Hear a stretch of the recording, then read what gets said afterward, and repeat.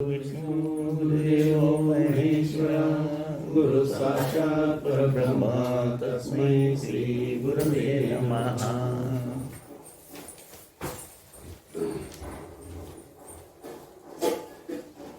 मागच्या बुधवारी 35व्या एपिसोडला गुरुप्रसाद पान क्रमांक 303 यामधील दुसरा पॅरा झाला होता. आता तिसऱ्या पॅराला सुरुवात करूया. प्रत्येकाने आपापल्या धर्माप्रमाणे आचरण ठेवावे. हे जरी खरे तरी धर्म म्हणून कोणते आचरण ठेवावे ह्याचा मार्गदर्शन करीत असणाऱ्या धर्मसंस्था आपल्या स्वार्थापलीकडे विचार करीत नाही. दुसरी बाजू समाजाची. आज धर्माचरण करावयाचे म्हटले तरी आपली मातृभाषा आपल्याला येत नाही व कदाचित समजत असली तरी तिचा अर्थ न कळल्यामुळे अधिकच गुंतागुंत झालेली आहे. मग असा विचार येतो की ह्या समाजात धर्माबद्दलचे एवढे तत्वज्ञान कशासाठी निर्माण झाले? एकमेकांमध्ये वितुष्ट वाद आदी निर्माण होण्यासाठी झाले काय? यापेक्षा प्राचीन काळी रानटी असे ज्यांना आपण संबोधतो ते मनाने तरी सुसंस्कृत होते. याचा अर्थ सुसंस्कृत म्हणण्यासाठी सुद्धा अजून मानवी जीवन हे अज्ञानी असून त्या अज्ञानाचाच शाप आपण भोगतो आहोत. आता अज्ञान कशाबद्दल आहे इथं लिहिलंय बघा. पूर्वी जे काही विधी करत होतो आपण म्हणा, सत्यनारायण पूजा म्हणा, सकाळी पूजा झाल्यावर म्हणजे देवाची पूजा करत असताना अभिषेक करायचा, त्याचं तीर्थ घ्यायचं. पण सत्यनारायणाची पूजा केली तर पंचामृताचं ते घ्यायचं. हे कसे करत होते विधी? त्या प्रत्येक विधीतून कृपेची धारणा करायची, म्हणजे पॉझिटिव्ह एनर्जी आणि जीवन विकसित करायचं, ईश्वरमय करायचं हा हेतू होता पूर्वी. पण ते होत नाही असं जेव्हा समजलं तेव्हा दादाने काय केलं, आत्ता पहिल्यांदा कृपा केली आणि मग तुम्हाला एक अर्ध्या तासाचा विधी करायला सांगितला. ओंकार साधना. कळलं?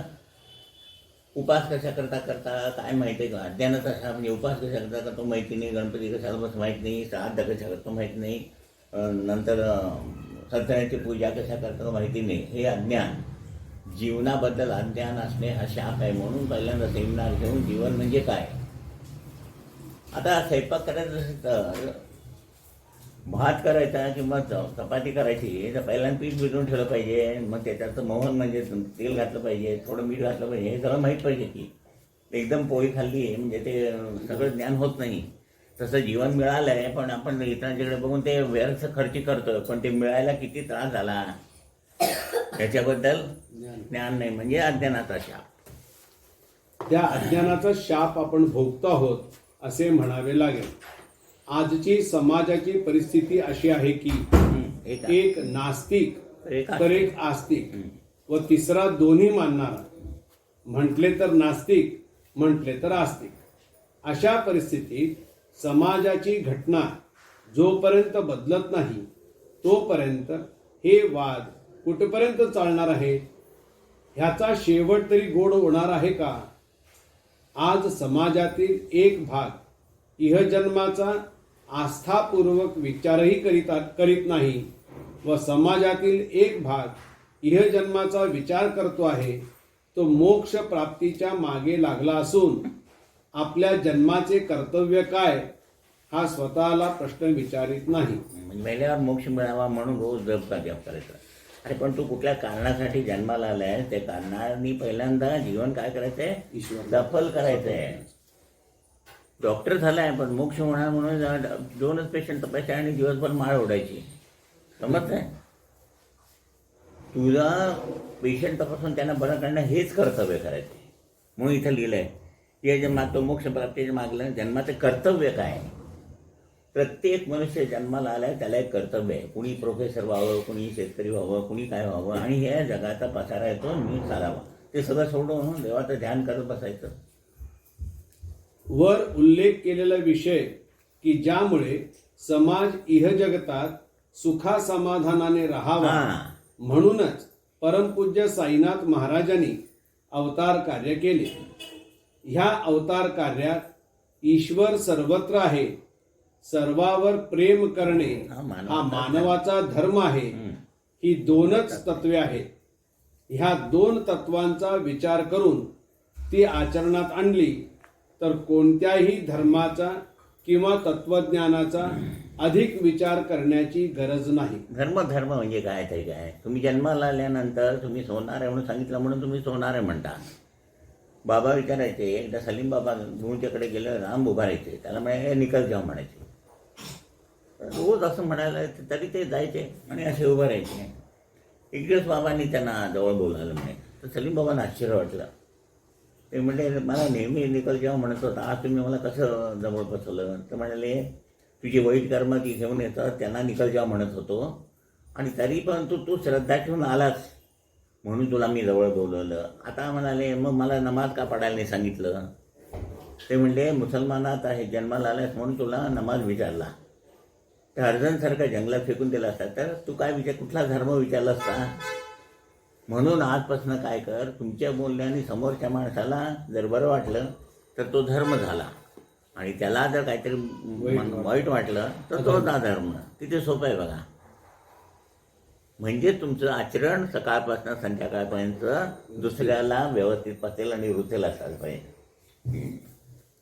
जन्माला आलेल्या प्रत्येक मानवाला ह्या महामंत्राने ही जागृती होईल सर्व मंगल मांगल्ये की माझ्या जन्माला येण्याचे कर्तव्य माझ्या जीवनात परमपूज्य बाबांच्या कृपेने घडू दे. आता सकाळ उदाहरण घेऊ व्यावहारिक. म्हणजे आता कुटुंब आहे, सकाळी उठल्यावर माळ ओढत बसली तर बाई घरातली, तर चहा पाणी कोणी करायचं, स्वयंपाक पाणी कोणी करायचं? आणि बाप इथं खोलीपासून जप करत बसला. दुकानला कोणी जायचं? मुलं जन्माला घातली त्यांचं शाळेला पाठवते, काय कोणी करायचं? म्हणजे प्रत्येकाने आपापलं कर्तव्य करायचं आहे. म्हणजे तीच देवपूजा आहे. आणि फावल्या वेळामध्ये जप करून जीवन सफल करायचं आहे. आजपर्यंत साधकांनी व उपासकांनी हा मंत्र श्रेष्ठ की तो मंत्र श्रेष्ठ या वादात ज्यांना सन्मार्गाची ओढ लागली होती अशांना योग्य त्या दिशेला जाण्याचा प्रकाश न दाखविता जे जीवन आधीच अंधारात होते त्यात आणखी एका मंत्राची भर घातली. प्रत्येक मंत्राचा उच्चार ओंकाराने होतो. हा ओंकारच जर सिद्ध झाला नाही तर मंत्राच्या उच्चाराचा उपयोग नाही. म्हणून परमपूज्य बाबांच्या कृपेने प्रथमतः ओम हा मंत्र सिद्ध करून दिला. कारण विश्वोत्पत्तीचे सूत्र ह्या ओंकारामध्ये आहे. सृष्टी जेव्हा निर्माण झालेली नव्हती तेव्हा ओंकार म्हणजे ध्वनी व प्रकाश हे अस्तित्वात होते व आजही आहेत. आजही प्राप्त झालेला जन्म दुर्लभ आहे. त्यामध्ये अडीअडचणी निमित्ताने आपण गुरुमार्गी झालो. अडचण निर्माण झाली म्हणजे नाक धरलं म्हणून तोंड उघडलं. माझं जीवनाचं सार्थक करा किंवा माझं कल्याण कल्याण कशाचं आहे असं विचारायला कोणी आलं नाही. अडचण निवारण होती म्हटलं धडा नाही. दादा म्हणाले, नेहमी सांगतो आपण, पिंजऱ्यामध्ये बदल लावलं असतं ते उंदीर खाऊन धष्टपुष्ट होण्यासाठी नव्हे, उंदराला पकडायचा आणि मग नंतर काय करायचं ते ठरवायचं. तसं अडचण निवारण करतात म्हटलं की सगळेजण आले आणि मग तुमचं जीवनाचं सार्थक करण्यासाठी पहिलं निराकरण म्हणजे तात्पुरतं, हे लक्षात ठेवा. सांगता मग आता साधना करा, म्हणजे निवारण कायमचं. म्हणून आता ह्याच्या पुढे कामकाजाला विडा वगैरे लावायचं नाही आहे. तुम्हाला जी सांगितलेली साधना केली आणि तुमचं जीवन विकसित झालं म्हणजे दोन्ही कर्म आणि तुमचं देह एकामेकाला अनुकूल झाले. इथंपर्यंतच मार्गदर्शन घ्यायचं. परंतु त्यामुळे इहजन्मात गुरूंची भेट होऊन त्यांच्या उपदेशाप्रमाणे जी साधन सेवा करण्याचा लाभ आज होत आहे ती सेवा अडीअडचणींना विचारात घेऊन करणे हे योग्य नाही. त्याला प्रसंग नाही का, अजून माझं अमुक ते झालं नाही बाबा, ते झालं नाही, माझं हे झालं नाही, असं नाही. साधना करणं हे माझं कर्तव्य आहे. म्हणजे वडिलांची सेवा करणं हे माझं कर्तव्य आहे. माझ्या जबत तसा घर माझ्या नावाने कधी करता म्हणजे मग बाप म्हणाला हा जन्माला घालून ह्याला काय झालं सार्थक झालं. अनेक भक्त दीक्षेचा स्वीकार करतात, अडीअडचणींचे निवारण होऊन सुखाचा लाभ व्हावा म्हणून साधना करतात. यामध्ये साधनेतील विषय हा ईश्वर प्राप्तीचा असला तरी साधना करीत असलेली व्यक्ती ही ऐहिक सुख प्राप्तीचा विषय विचारात घेत असल्याने ईश्वर प्राप्तीही होत नाही व अपेक्षित सुख हेही वाटायला येत नाही. दोन्ही येत नाही. जर साधना हाच विषय विचारात घेतला तर न मागता सुख आपल्या वाटेला येईल. हे समजतंय ना, सोपं आहे. आपण जन्माला आल्यानंतर आपला संबंध स्वतःपुरताच नसून ह्या जगासाठीही आहे. म्हणून तुमचा लाईफ तुमच्यासाठी 25% आणि इतरांसाठी 75%. केवळ आपल्या जीवनातील बऱ्या वाईटाचा आपण जो विचार करतो हा इतका संकुचित विचार न करता मी जर स्वतःचे नुकसान केले तर जो माझ्या जीवनात जगाशी संबंध आहे त्यांचे भवितव्यात मी नुकसान करीत आहे, ही जबाबदारी यापुढे आपण विचारात घ्यावयाची आहे. पूर्वी आपण मार्गदर्शनार्थ येऊन आपले प्रश्न सोडविण्यासाठी प्रयत्न करीत होतात व तत्प्रित्यर्थ इष्ट ती सेवा सूचित करण्यात आल्यामुळे आपण साधन सेवेचा अंगीकार केला. पण यापुढे यापुढे काय करायचंय बघा, सांगितलं. आपल्याला अपेक्षित सुख प्राप्त झाले किंवा नाही तरी सुद्धा मी करीत असलेली सेवा हिचा मला लाभ होत नाही, पण जर इतरांना तिचा लाभ होत असेल तर त्या कर्तव्याची जाणीव मला ठेवली पाहिजे. म्हणून काम करताना बसल्यावर आपलं काम झालं नसलं तरी चालेल, समोरच्याचा विचार करून करायचं, तिथे लगेच कंपॅरिझन करायचं नाही. असा विचार यापुढे करणे आवश्यक आहे. आपण भक्तांना जी ओंकार साधना सूचित केली आहे तिच्यामध्ये केवळ ईश्वर प्राप्ती एवढाच विषय नाही. हे विश्व आपण निर्माण केले नसून ते ईश्वराने निर्माण केले आहे. त्याचा अंश म्हणून आपण जन्माला आलो आहोत. त्याचप्रमाणे अनेक जीव जन्माला आले आहेत. तेव्हा केवळ एखाद्या साधनेमुळे आपल्याला ईश्वर प्राप्ती व्हावी यापेक्षा तसा ईश्वर इतरांना का प्राप्त होत नाही असे म्हणून साधना केली तर ती अधिक फलदायी होईल. गतकाळाचा विचार केला तर आम्ही मानवानी जीवनाचा उपयोग कशासाठी केला असा प्रश्न आहे. त्या काळात मुबलक खाणे पिणे, ऐश्वर्य व सुखात जीवन व्यतीत केले व वेळ जाण्यासाठी म्हणून धर्माचरण व देवादिकांच्या मार्गाचा स्वीकार केला. त्याचप्रमाणे विज्ञान मार्ग व ज्ञान मार्ग यांचाही अंगीकार केला. पण विज्ञान मार्गाचा अधिक अवलंब करून आज शेकडो वर्षात जी आम्हा मानवांची प्रगती झाली आहे त्यामुळे जीवन हे जरी गतिमान झाले असले तरी आम्ही प्रगतीपथावर नसून एक ना एक दिवस ह्या विज्ञानाच्या गतीने आमच्या जीवनाचा नाहीतर जगाचा संहार होणार आहे. आज बघतो आपण, पूर्वी कुलस्वामीला जायचं झालं तर गाडीने जायचं वगैरे 3-4 दिवस लागायचे यायला. आता सकाळी जाऊन संध्याकाळी परत येतात. म्हणजे गतिमान झालं सगळं. भरकन स्वयंपाक करायचा, तुम्ही समोर बघायचं, भरकन नाही वाजत, सगळी कामं भरकन करून पुढं काय करायचं. आज असं झालंय की नाही. मग माझा वेळच जात नाही, मग वेळ जात नाही म्हणून काहीतरी. पण पूर्वी कसे समाधाने असायचे, सकाळी उठून केळ काढणे, त्यानंतर पोते घालणे, देवासमोर आंघोळी काढणे, मग स्वयंपाकाला लागणे. स्वयंपाक करेस्तोवर 1 वाजायचा, सगळ्यांची जेवणं जेवला, मग जेवण झोपायला 2 वाजायचे 3, मग उठून चहा करायचा. म्हणजे दिवसभर आज मनुष्य भिंगेत असायचा. बायकांना कुठला विचार करायला वेळच असत नाही. आज वेळ इतका झाला की विचार करायलाच वेळ नाही असं झालं. वास्तविक ज्ञान मार्गाने जगाचा सांभाळ करावयाचा असून जगात शांतता, सुख, समाधान सर्वांना लाभावे अशी धारणा मूळ विषयात होती.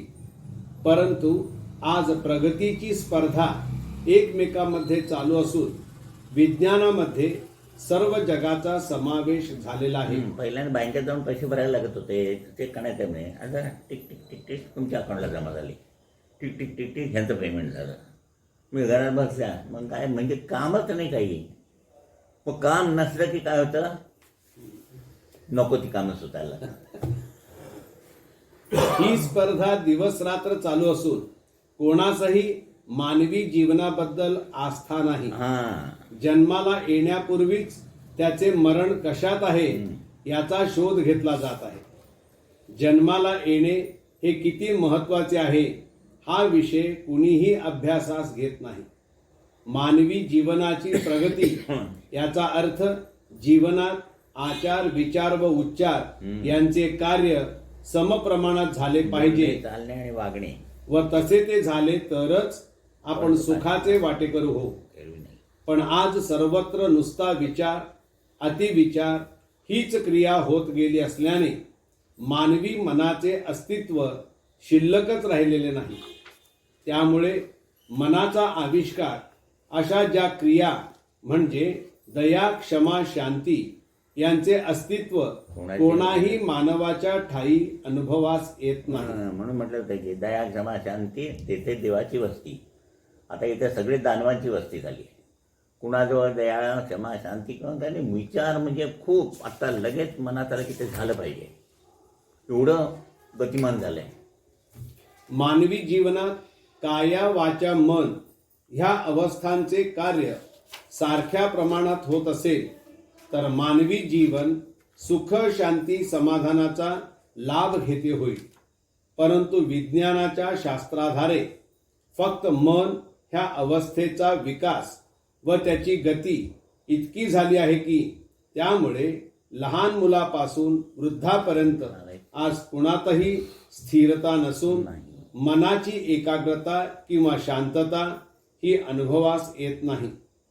ही शांतता जगतात नांदावी असा दोन्ही ज्ञानी व अज्ञानी वर्गाचा प्रयत्न चालू असून आपापल्या परीने प्रत्येक जण प्रयत्न करीत आहे. म्हणून मागे सांगितलं होतं की ही काया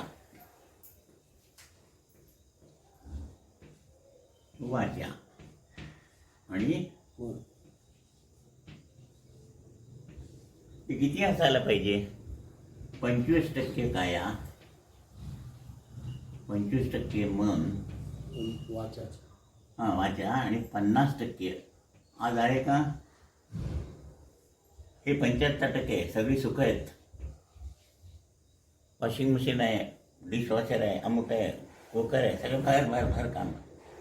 वाचा 25% बडबड, हे 0 म्हणून सांगितलं.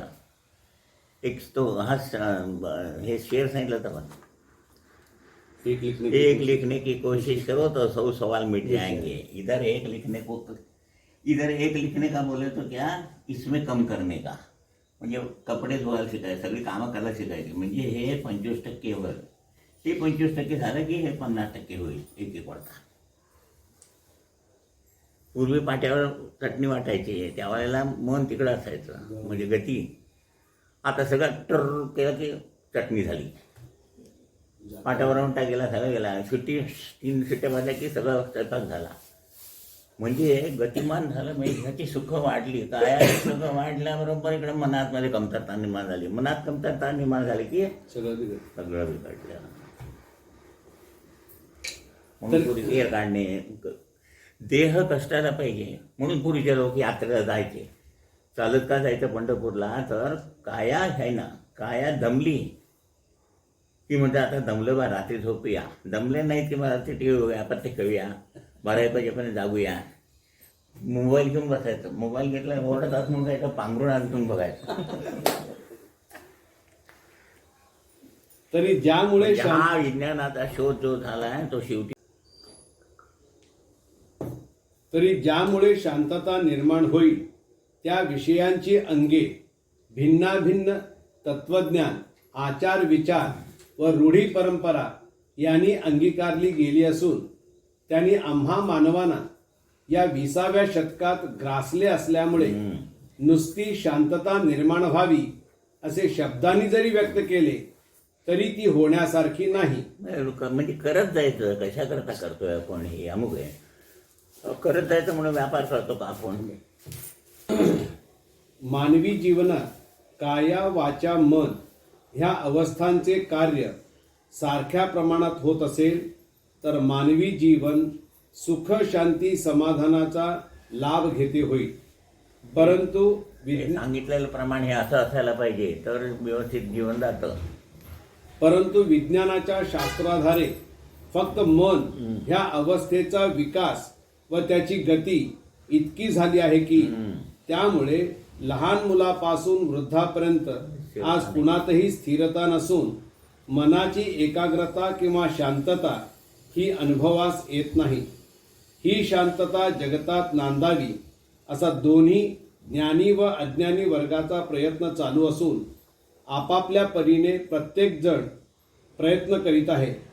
त्या प्रयत्नांचा विषय जरी एक असला की जगात शांतता नांदावी तरी ज्यामुळे शांतता निर्माण होईल त्या विषयाची अंगे भिन्नाभिन्न तत्वज्ञान, आचार, विचार व रूढी परंपरा यांनी अंगीकारली गेली असून त्यांनी आम्हा मानवांना या 20व्या शतकात ग्रासले असल्यामुळे नुसती शांतता निर्माण व्हावी असे शब्दांनी जरी व्यक्त केले तरी ती होण्यासारखी नाही.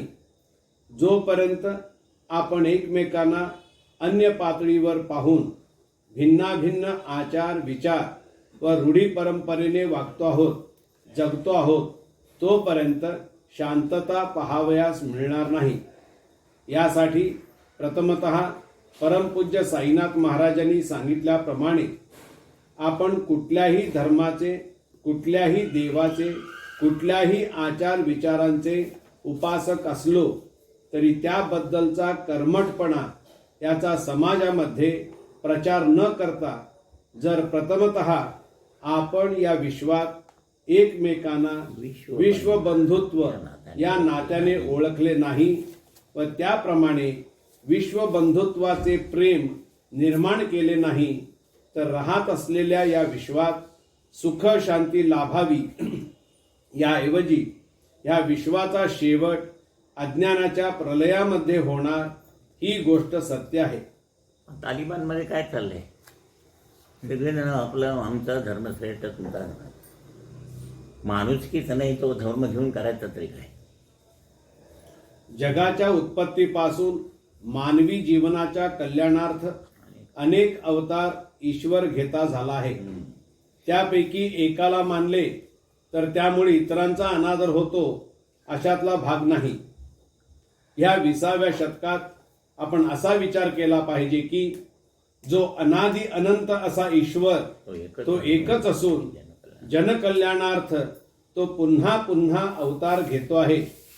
म्हणजेच अवतार कार्याचे सूत्र उत्पत्ती, स्थिती व लय किंवा पॉवर ऑफ ट्रिनिटी याचे अधीन असून या व्यतिरिक्त कुणीही चौथी शक्ती अवतार म्हणून जन्माला आलेली नाही. अनादि अनंत कालात होऊन गेलेले अवतारी पुरुष यांच्याबद्दल जरी आदर असला तरी 20व्या शतकातील ज्या ईश्वरी अवताराने जगाच्या सद्य परिस्थितीचा विचार केला अशा दिव्य अवताराचा विचार आम्ही ईश्वर भक्त होणाऱ्या भक्त भाविकांनी केला पाहिजे. म्हणजे कोण? 20व्या शतकातले अवतारी पुरुष म्हणजे कोण? परमपूज्य साईनाथ महाराज, विश्वबंधुत्व.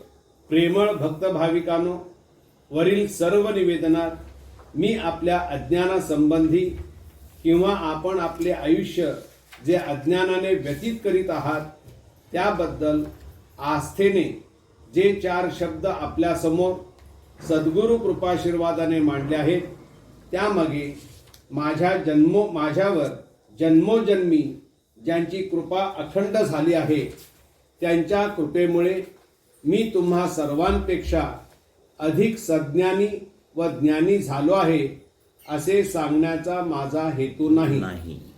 मी आजपर्यंत परमेश्वराजवळ अनन्य भक्ती भावनेने हेच मागत आलो आहे की परमेश्वरा, तू माझ्यावर अखंड कृपादृष्टी ठेवून हे जगत कल्याणाचे कार्य करण्याची योग्य संधी मला दिली आहेस ते कार्य निस्वार्थ निरपेक्ष बुद्धीने माझ्याकडून करवून घे.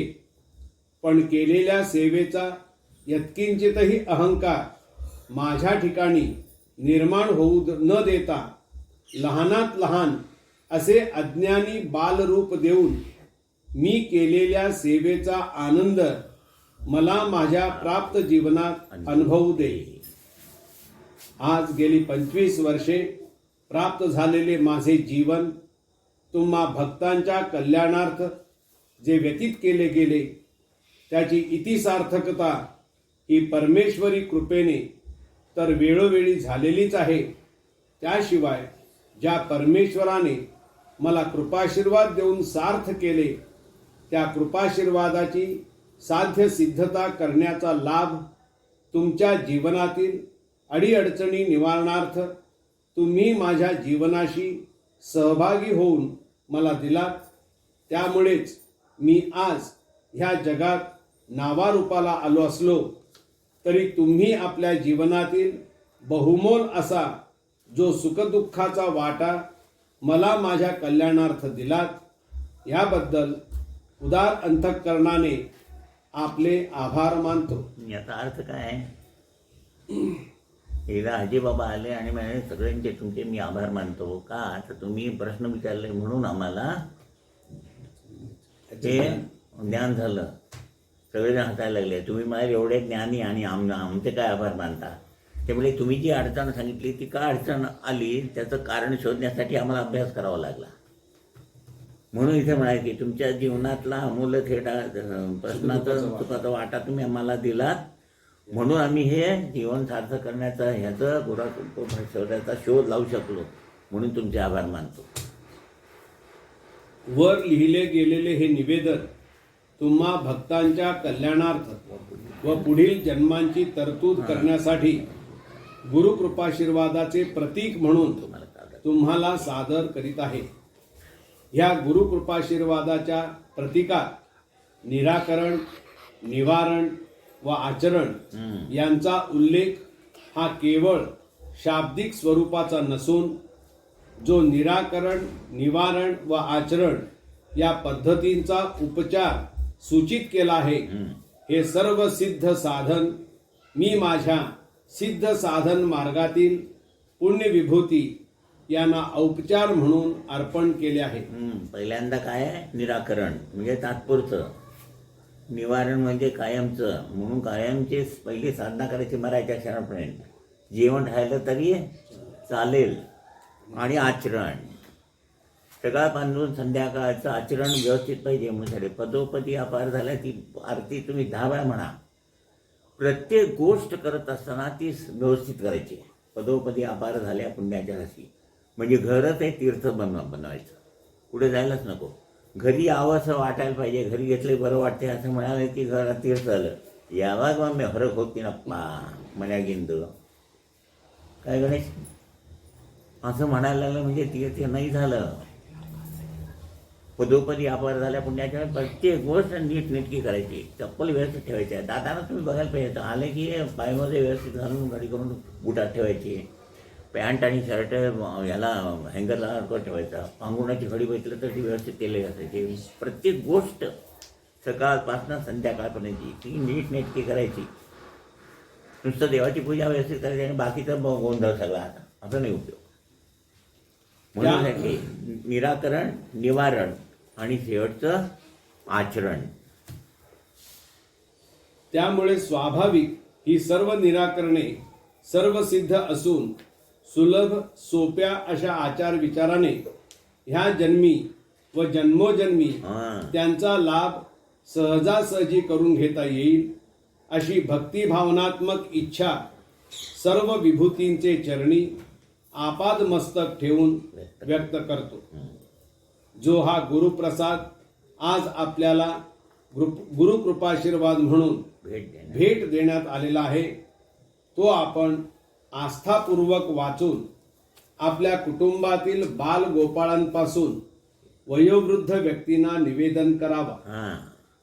यामागील सदहेतू असा आहे की ज्यांचे बालवय आहे त्यांच्या प्राप्त जन्माचा विकास विकास हा योग्य मार्गाने तर होईलच, पण ज्यांची वार्धक्य अवस्था आहे त्यांनाही काही पारमार्थिक ज्ञान झाल्याचे समाधान या जन्मात ह्या जन्मात लाभेल.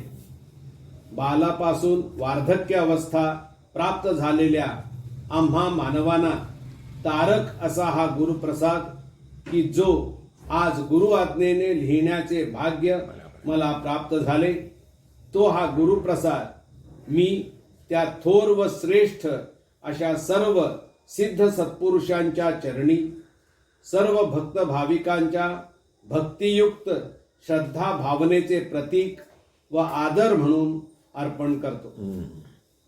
आपण भक्तांच्या सानिध्यात गेली 25 वर्षे या सेवेत व्यतीत केल्यावर आपण भक्तांना भक्ती भावनेने शेवटचे एकच मागणे मागावयाचे आहे की हे जे कार्य गुरु आज्ञेने मी आपण भक्तांच्या कल्याणार्थ उभे केले, ते कार्य हा केवळ माझ्या इच्छेचा विषय नव्हता व त्यापासून मला या जन्मात आनंद किंवा मोठेपणा मिळवण्याचा माझा हेतू नव्हता. जन्मोजन्मी माझ्या माध्यमाला उपासना दीक्षेपासून ते सिद्धावस्थेपर्यंत ज्यांनी वेळोवेळी हाकेला ओ देऊन सर्वसिद्ध केले, अशा त्या माझ्या गुरूंच्या कृपाशीर्वादाचे हे मंदिर आहे.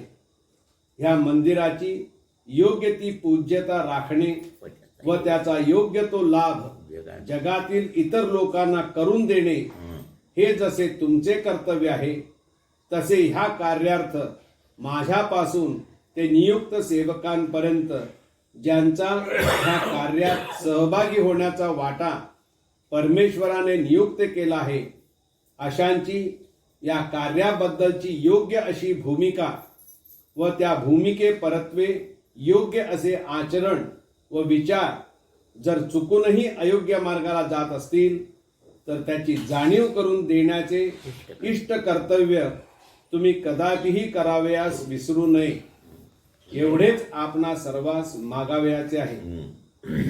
आपण भक्तांच्या कल्याणार्थ हे कार्य ज्या थोर अलौकिक पुण्य विभूतींच्या कृपाशीर्वादाने चालले आहे व ज्यांच्या कृपाशीर्वादाचा लाभ आपण भक्तांनी घेऊन प्राप्त जीवनात सुख शांती समाधान अशा ऐहिक सुखाचा लाभ घेतला आहे, त्याचबरोबर आपण भक्तांना पारमार्थिक सुखाचाही लाभ न मागता प्राप्त झाला, त्या थोर पुण्य विभूतींचे आम्हा भक्तांवर अनंत उपकार आहेत. आज त्यांच्या चरणी अशी प्रार्थना करूया की आज आम्ही गुरुभक्त पुण्य विभूती यांचे चरणी विनम्र भावनेने अशी प्रार्थना करीत आहोत की आम्हा मानवांना प्राप्त जन्माचे ज्ञान व्हावे व प्राप्त जन्मात सुख शांती समाधान व परोपकाराचे इष्ट कर्तव्य आमच्या हातून घडत राहावे, अशी शिकवण अनादिकालापासून आजपर्यंत वेळोवेळी अवतार घेऊन आम्हा मानवांना आपण दिली. परंतु इह जन्मात जे कर्तव्य आम्हा मानवांना करणे भाग आहे, त्याचा विसर पडल्यामुळे आजची जगाची परिस्थिती फार बिकट झाली आहे.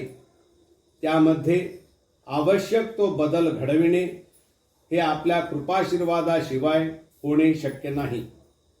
तरीसुद्धा आपण विभूतींनी कृपावंत होऊन सोप्यात सोपा असा मार्ग आम्हा मानवांना सूचित केला आहे.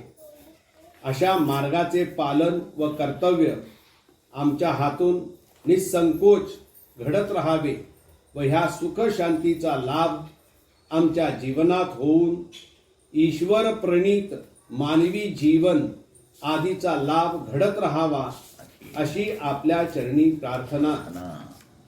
आज दिवसापर्यंत मानवी कल्याणासाठी जी साधने परमपूज्य साईनाथ महाराजांनी शिकवली आहेत, त्याबद्दल आम्ही जन्मोजन्मी त्यांचे ऋणी राहू. पुनश्च तसा अपराध व प्रमाद आमच्या हातून घडू नये अशी सद्बुद्धी परमपूज्य सद्गुरू साईनाथ महाराज, श्री नवनाथादी विभूती व देवदेवता यांनी आम्हाला व आमच्या भावी पिढ्यांना द्यावी अशी अनन्य भावनेने प्रार्थना करीत आहोत. शुभम शुभम भवतु.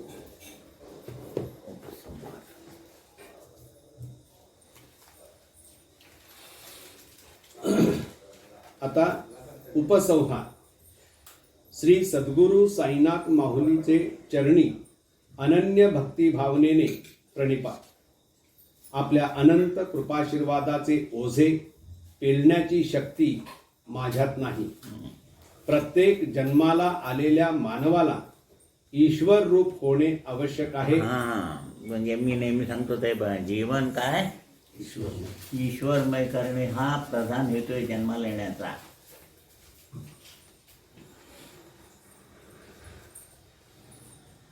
कुठलाही धंदा घ्या, कुठलाही बिझनेस घ्या, त्यात काय एक तत्व काय असतं,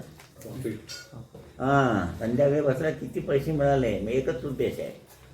तसं सगळी जीवन आहेत. सगळ्या जीवनामध्ये एकच विषय आहे, पण त्याला त्या विषयाकडे जाण्यासाठी तुम्हाला जो एक गुण दिला आहे त्या गुणपरत तुम्ही कार्य करायचं आहे. म्हणजे डॉक्टर ज्याला गुण दिला आहे त्या डॉक्टरनी पेशंट कसे तपासायचे, आस्थेनी, टोपी घालायची नाही. म्हणजे त्या आस्थेनी तो गेल्यानंतर त्या गुणपरत्वे जीवन सफल होणार आणि महादेव मनुष्य असं म्हणतात बघा शेवटी प्रत्येक गोष्टीमध्ये. म्हणजे जीवन सफल करून जीवनाची सार्थकता करायची, मग चौथ्या लोकात जाणार. पण सगळं उलटं करतायत.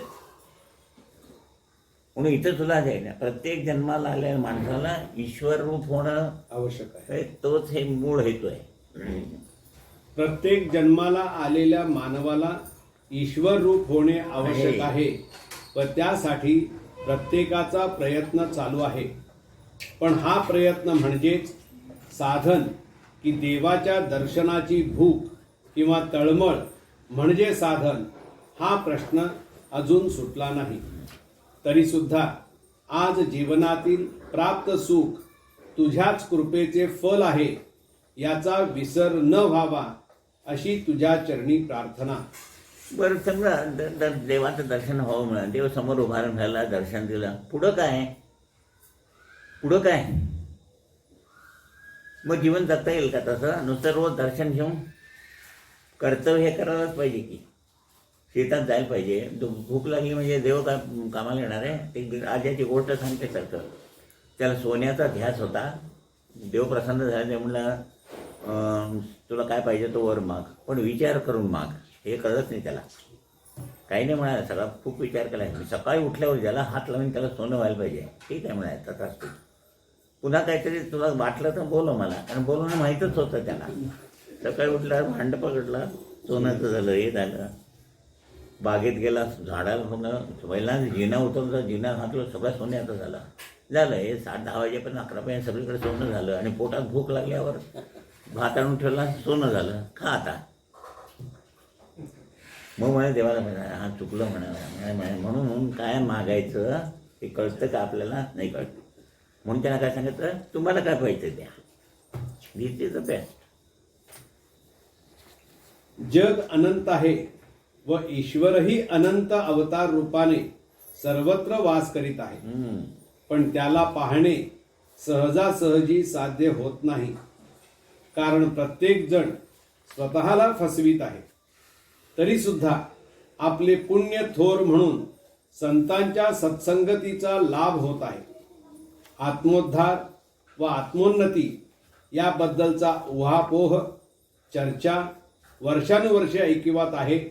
म्हणजे तरी काय, सूर्याला पाहणे हे जसे कठीण आहे तसे आत्मा पाहणे कठीण आहे. कारण तो मूर्तिमंत साक्षात्कारी ईश्वरी अंश आहे. चंद्राला प्रकाश नाही, पण सूर्यामुळे तो जसा प्रकाशमान होतो तद्वत आत्म्याच्या प्रकाशाने देहाला चैतन्य आहे.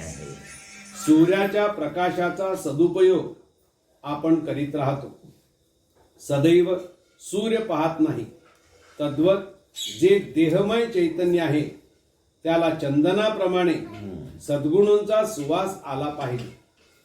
केवळ देहाची राख होता कामा नये. हे चिंतन हीच आत्मोन्नती. जीवनारंभीच बोध व शोध घ्यावा. कोणत्याही माध्यमातून देवाला शरण जाता येते. तेथे भक्ती श्रेष्ठ की ज्ञान श्रेष्ठ हे विचारात न घेता आपली ईश्वराबद्दलची श्रद्धा श्रेष्ठ हेच उत्तर मिळेल. कारण भक्ती किंवा ज्ञान हे जरी श्रेष्ठ आहे तरी स्वतःला त्याबद्दल प्रेम निर्माण व्हावयास पाहिजे. हाच खरा साक्षात्कार आहे. देवाच्या अस्तित्वाचा भास होणे ही अवस्थाच मुळात भास आहे. ह्या जगात ईश्वराचे अस्तित्व नाही कशात? स्वतःच्या ठिकाणी असूनही त्याचा जर आपल्याला अभाव जाणवत आहे तर मुळात ज्याची कार्ययोजना निराकार आहे तो आपल्या इच्छेने साकार होईल काय? साकार करून घेणे हे साधनेचे साध्य नाही. जे निराकार आहे पण ज्याची लीला अगाध आहे त्यावर श्रद्धा राहणे हे साध्य केले पाहिजे व त्यासाठी साधना आहे. देवाचे अस्तित्व न जाणवणे यातच स्वतःची प्रगती आहे. कारण आपण इष्ट अपेक्षा पूर्तीसाठी प्रयत्न करतो पण इष्ट फल साध्य झाले की प्रयत्न थांबतात. प्राप्त जीवनात जर कदाचित अशी प्राप्ती झाली तर पुढील जन्माच्या पूर्ततेचे प्रयत्न थांबतात. ही मायाबंधनातील माया आहे. हिचा अंत लागणे शक्य नाही. जसे क्षितिज आपण पाहतो त्याच्या जवळ पोहोचलो की पुन्हा आणखी पुढे दिसू लागते. कालांतराने आपण मूळ ठिकाणीच येतो. यासाठी जे क्षितिज दृष्टीला दिसते आहे त्याच्या परिसराचा विचार करून सभोवार आहे त्याचा लाभ घेण्यासाठी दृष्टी स्थिर केली पाहिजे. पाण्यावरील लाटांमुळे नाव हलली तरी आपण हलत नाही. तद्वत जीवनात ज्या सुखदुःखाच्या लाटा देहाला हलवित आहेत त्यावेळी ईश्वराबद्दलचे विचार हलता कामा नये. काम झालं की ईश्वर आहे बाबा, काम नाही झालं की ईश्वर हा प्राप्त जन्म तरुण जाण्याचे सुकाणू आहे. तेच जर हातचे गेले तर ही जीवन नौका पहिलं तरी कशी जाईल? दूध आहे म्हणजे आपल्याजवळ लोणी आहे ही श्रद्धा चुकीची आहे. दुधाला विरजण लावल्याशिवाय लोणी मिळणार नाही. तद्वत प्राप्त जीवनात भक्तीचे विरजण ऐहिक जीवनाला घातल्याशिवाय पारमार्थिक जीवनाचा लाभ होणार नाही. अशी भक्तीची भूक लागली की साधनेची गोडी लकळते. पुढ्यातील पदार्थ पाहून खाण्याची इच्छा होणे ही हाव झाली. पण पदार्थ समोर नसताना जी भूक लागते तीच पचनी पडते. हा देहधर्म सर्वांना परिचित आहे. देव पाहिला की जी भक्तीची भूक लागते ती हाव आहे, देवाबद्दलचा भाव नाही. मग तुमच्या साध्य असाध्य साधनांनी तुम्ही भक्ती पचविणार व ही जर पचविता आली नाही तर जन्मबंधनाच्या पलीकडे जाण्याचे सामर्थ्य कसे प्राप्त होईल? यासाठी जसा आपण मित आहार घेतो तद्वत सातत्याने थोडी का होईना भक्ती करून ती पचविण्याचे साधन प्राप्त करावे. ह्यालाच कृपाशीर्वाद म्हणता येईल. पचवण्याचे म्हणजे जे आत गेले पाहिजे ना तेव्हा पचेल. हा, धारण कर. पूर्वी नुसतं आपण काय केलं, क्रिया केली, धारण करायची केली नाही. ती श्वासावाटे आत धारण झाली पाहिजे म्हणजे ती पचली पाहिजे. मग ती सदोकांकडे विकसित होणार. ज्या गरजा आहेत त्यांची प्राप्ती ही जरी ईश्वराची सहज लीला आहे तरी ती कृपा नव्हे.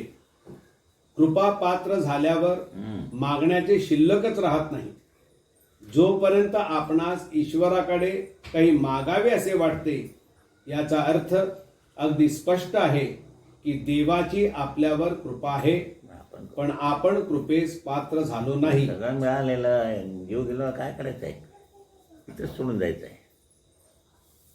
ही उणीव सदैव जाणावी व ती भरून निघण्यासाठी नित्य साधना करावी. प्रत्येक मानवाचा जन्म हा 84 लक्ष योनीचा बहुमोल ठेवा आहे असे शास्त्रांनी सूचित केले असून प्राप्त जन्माचे पूर्णत्व आपण जर आपली प्रगती ह्या योनी अवस्थेतून केली तर होते. पण हे पूर्णत्व म्हणजे तरी काय की केवळ शास्त्राधारावर अढळ श्रद्धा म्हणजे पूर्णत्व. शास्त्रावर श्रद्धा म्हणजे शास्त्राचे पूर्णत्व.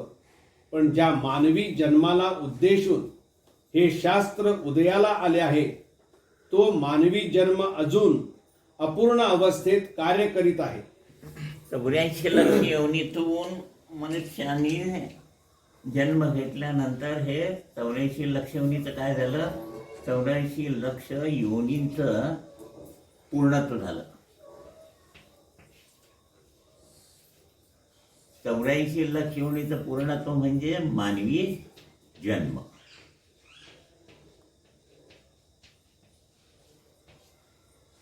हे कशाच्या अधीन आहे, निसर्गाधीन, निसर्गाच्या अधीन. ह्याच्या पुढचा जो विकास आहे तो कोणाच्या अधीन आहे,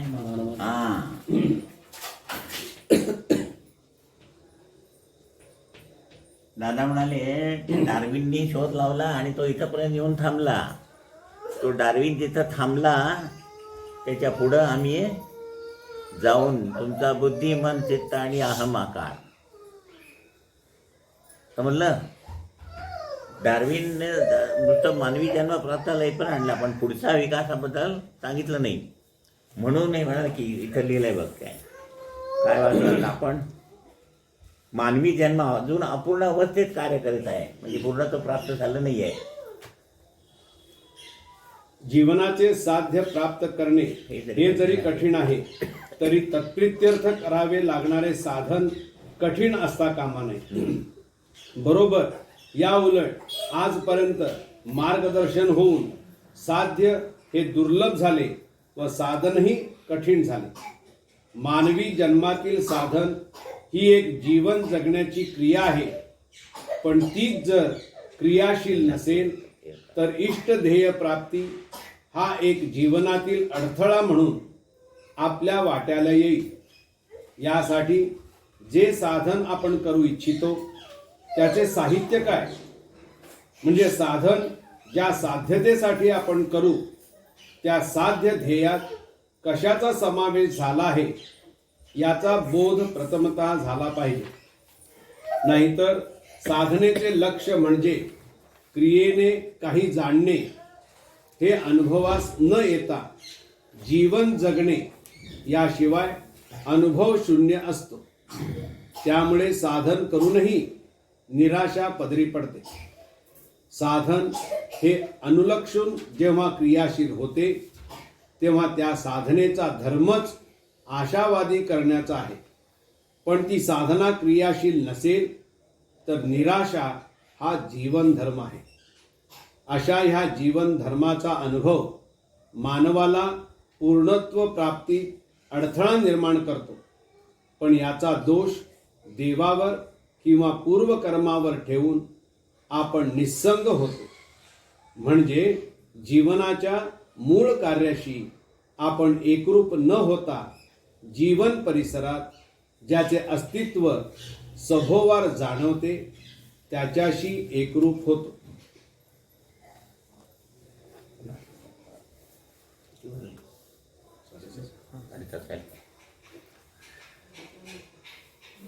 सच्चिदानंद सद्गुरु साईनाथ महाराज की जय. श्री गुरुदेव दत्त सदानंदाचार्य सच्चिदानंद सद्गुरु